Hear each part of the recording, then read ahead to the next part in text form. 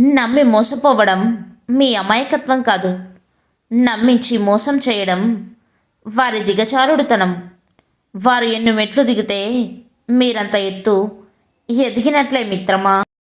జీవితంలో గొప్పగా చెప్పుకోవడానికి ఏం సాధించావని అడిగితే గర్వంగా చెప్పు, నేను నమ్మిన వాళ్ళు నన్ను మోసం చేసినా నన్ను నమ్ముకున్న వాళ్ళని నేను ఎప్పుడు మోసం చెయ్యలేదు అని. కోపం ఆవేశం ఉన్నవారికి మోసం చేయడం రాదు. మోసం చేసే వాళ్ళకి కోపం ఆవేశం ఉండదు. ప్రస్తుత సమాజమంతా నటనతోనే ముడిపడి ఉంది. అలాంటి వారికి రోజులు కూడా బాగా కలిసి వస్తున్నాయి.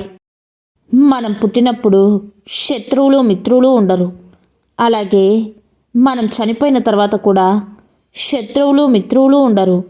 అయితే మధ్యలోనే మనం చేసే పనుల వల్ల, మన మాట తీరు వల్ల మనకు శత్రువులు మిత్రులు ఏర్పడతారు. ఒకరి మోసం బయటపడిన తర్వాత నిలదీయడానికి ప్రయత్నించకు. ఎందుకంటే వాళ్ళు చేసింది కరెక్టేనని సమర్థించుకోవడానికి, తిరిగి నీపైనే నిందలు వేయడానికి వెనకాడరు.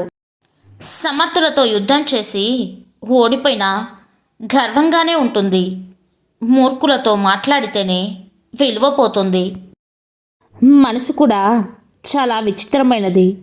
సంతోషాన్ని ఇచ్చిన వాళ్ళని మర్చిపోతుందేమో కానీ బాధను కలిగించిన వారిని మాత్రం ఎప్పటికీ మరవదు. నిజాయితీ ఉన్న చోట మొండితనం ఉంటుంది. విధేయత ఉన్న చోట మంచి ప్రవర్తన ఉంటుంది. ప్రేమ ఎక్కువ ఉన్న చోట కోపం కూడా ఎక్కువే ఉంటుంది. ఎదురుగా ఉండి కొట్లాడే వాళ్ళను నమ్మొచ్చు, కానీ వెనుక ఉండి కుట్రలు చేసే వాళ్ళను నమ్మకూడదు. డబ్బు సంపాదించడం కష్టం, కాపాడుకోవడం మరీ కష్టం. సరిగ్గా ఖర్చు చేయడం అతి కష్టం. ప్రతి మనిషి కొన్ని అలవాట్లకు బానిస అయినట్లుగా ప్రతి మనసు కొన్ని మనుషులకు బానిస అవుతుంది.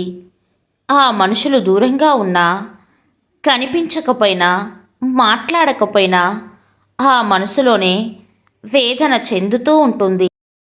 ఒక్కసారి కింద పడి చూడు, నిన్ను ఎత్తడానికి ఒక్క చెయ్యి కూడా ముందుకు రాదు.